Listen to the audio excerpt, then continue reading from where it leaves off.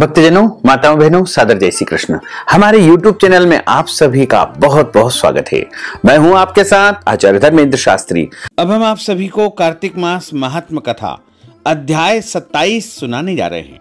आप सभी से अनुरोध है कि कार्तिक मास के अध्याय की कथा का अंत तक श्रवण करिएगा और सुनने के बाद अधिक से अधिक लोगों को शेयर भी कर दीजिएगा। बोलिए श्री लक्ष्मी नारायण भगवान की जय। गुरुर् ब्रह्मा गुरुर्विष्णु गुरुर्देवो महेश्वरा गुरु साक्षात् परब्रह्म तस्मै श्री गुरुवे नमः। कृष्णाय वासुदेवाय हरये परमात्मने प्रणतः क्लेशनाशाय गोविंदाय नमो नमः। वसुदेव सुतं देवं कंस चाणूरमर्दनं देवकी परमानंदं कृष्णं वंदे जगद्गुरुं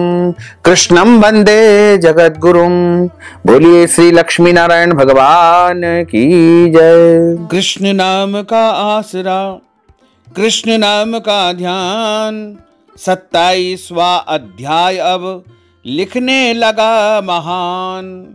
पार्षदों ने कहा, एक दिन की बात है, विष्णुदास ने नित्य कर्म करने के पश्चात भोजन तैयार किया, किंतु कोई छिपकर उसे चुरा ले गया।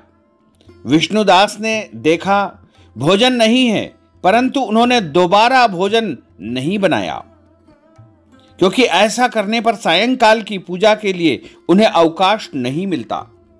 अतः प्रतिदिन का नियम भंग हो जाने के भय से दूसरे दिन पुनः उसी समय भोजन बनाकर वे ज्यों ही भगवान को भोग अर्पण करने लगे, त्यों ही किसी ने आकर फिर सारा भोजन हड़प लिया। इस प्रकार 7 दिनों तक लगातार कोई उनका भोजन चुरा कर ले जाता रहा। इससे विष्णुदास को बड़ा विस्मय हुआ और वे मन ही मन इस प्रकार विचार करने लगे, अहो, कौन प्रतिदिन आकर मेरी रसोई चुरा कर ले जाता है? यदि दोबारा रसोई बनाकर भोजन करता हूं तो सायंकाल की पूजा छूट जाती है। यदि रसोई बनाकर तुरंत ही भोजन कर लेना उचित हो तो मुझसे यह न होगा, क्योंकि भगवान विष्णु को सब कुछ अर्पण किए बिना कोई भी वैष्णव भोजन नहीं करता है। आज उपवास करते मुझे 7 दिन हो गए हैं। इस प्रकार मैं व्रत में कब तक स्थिर रह सकता हूं? अच्छा, आज मैं रसोई की भली भांति रक्षा करूंगा। ऐसा निश्चय करके भोजन बनाने के पश्चात वे वहीं कहीं छिपकर खड़े हो गए। इतने में ही उन्हें एक चांडाल दिखाई दिया, जो रसोई का अन्न हरण कर जाने के लिए तैयार खड़ा था। भूख के मारे उसका सारा शरीर दुर्बल हो गया था। मुख पर दीनता छा रही थी। शरीर में हाड़ और चाम के सिवा कुछ शेष नहीं बचा था। उसे देखकर श्रेष्ठ ब्राह्मण विष्णुदास का हृदय करुणा से भर आया और उन्होंने भोजन चुराने वाले चांडाल की ओर देखकर कहा, भैया जरा ठहरो ठहरो, क्यों रूखा सूखा खाते हो? यह घी तो ले लो। इस प्रकार कहते हुए विप्रवर विष्णुदास को आते देख करके वह चांडाल भय के मारे बड़े वेग से भागा और कुछ दूरी पर जाकर मूर्छित होकर गिर पड़ा। चांडाल को भयभीत और मूर्छित देखकर द्विज श्रेष्ठ विष्णुदास बड़े वेग से उसके समीप आए और दयावश अपने वस्त्र के छोर से उसको हवा करने लगे। उसके बाद जब वह उठ करके खड़ा हुआ तब विष्णुदास ने देखा वहां चांडाल नहीं है, बल्कि साक्षात भगवान नारायण ही शंख चक्र और गदा धारण किए सामने उपस्थित हुए। अपने प्रभु को प्रत्यक्ष देख करके विष्णुदास सात्विक भावों के वशीभूत हो गए। वे स्तुति और नमस्कार करने में भी समर्थ न हो सके। तब भगवान ने सात्विक व्रत पालन करने वाले अपने भक्त विष्णुदास को छाती से लगा लिया और उन्हें अपने जैसा रूप देकर वैकुंठ धाम को ले चले। उस समय यज्ञ में दीक्षित हुए राजा चोल ने देखा विष्णुदास एक श्रेष्ठ विमान पर बैठ करके भगवान विष्णु के समीप जा रहे हैं। विष्णुदास को वैकुंठ धाम में जाते देख करके शीघ्र ही अपने गुरु महर्षि मुद्गल को बुलाया और इस प्रकार कहना आरंभ किया, जिसके साथ प्रतिस्पर्धा करके मैंने इस यज्ञ दान आदि कर्म का अनुष्ठान किया है, वह ब्राह्मण आज भगवान विष्णु का रूप धारण करके मुझसे पहले ही वैकुंठ धाम को जा रहा है। मैंने इस वैष्णव धाम में भली भांति दीक्षित होकर के अग्नि में हवन किया और दान आदि के द्वारा ब्राह्मणों का मनोरथ पूर्ण किया, तथापि अभी तक भगवान विष्णु मुझ पर प्रसन्न नहीं हुए। इस विष्णुदास को केवल भक्ति के ही कारण श्री हरि के प्रत्यक्ष दर्शन हुए हैं। अतः जान पड़ता है कि भगवान विष्णु केवल दान और यज्ञों से प्रसन्न नहीं होते हैं। उन प्रभु का दर्शन करने में भक्ति ही प्रधान कारण है।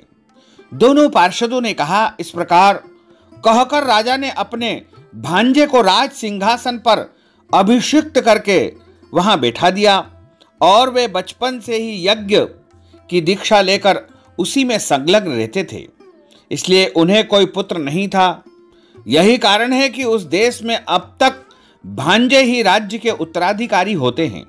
भांजे को राज्य देकर राजा यज्ञशाला में गए और यज्ञ कुंड के सामने खड़े होकर के भगवान विष्णु को संबोधित करते हुए 3 बार उच्च स्वर में निम्नांकित वचन बोले। भगवान विष्णु, आप मुझे मन, वाणी, शरीर और क्रिया द्वारा होने वाली अविचल भक्ति प्रदान कीजिए। इस प्रकार कहकर वे सबके देखते देखते ही अग्निकुंड में कूद पड़े।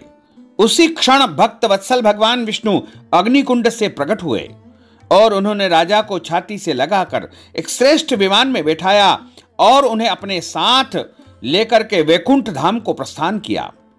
नारद जी बोले कि हे राजन, जो विष्णुदास थे वे पुण्यशील नाम से प्रसिद्ध भगवान के पार्षद हुए और जो राजा चोल थे उनका नाम सुशील हुआ।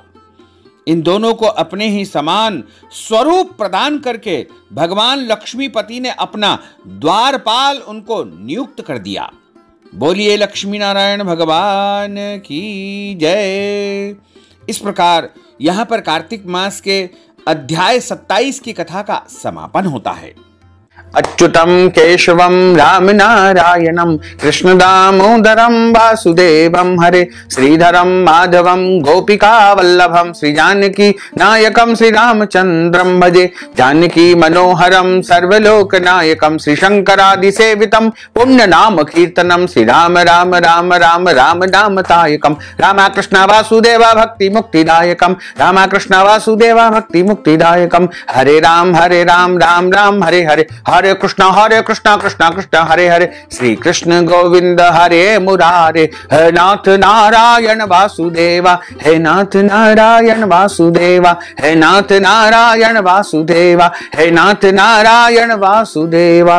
बोलिए श्री लक्ष्मी नारायण भगवान की जय, श्री वृंदावन बिहारी लाल की जय, श्री गिरिराज धरण की जय, श्री बालकृष्ण लाल की जय, श्री श्याम सुंदर यमुने महारानी की जय, जगत गुरु श्री वल्लभाधीश की जय, गोसाई जी परम दयाल की जय, श्री गुरुदेव की जय, लाडले लाल की जय, आज के आनंद की जय। धर्म की जय हो, अधर्म का नाश हो, प्राणियों में सद्भावना हो, विश्व का कल्याण हो, सनातन धर्म की जय हो, गौ माता की जय हो, नगर बस्ती की जय हो, आज के आनंद की जय हो, कल के आनंद की जय हो, परसों के आनंद की जय हो, बरसों बरसों के आनंद की जय हो। नमः पार्वती पते हर हर महादेव हर काल हर कंटक हर दुख हर दारिद्र हर आनंद की लहर कर।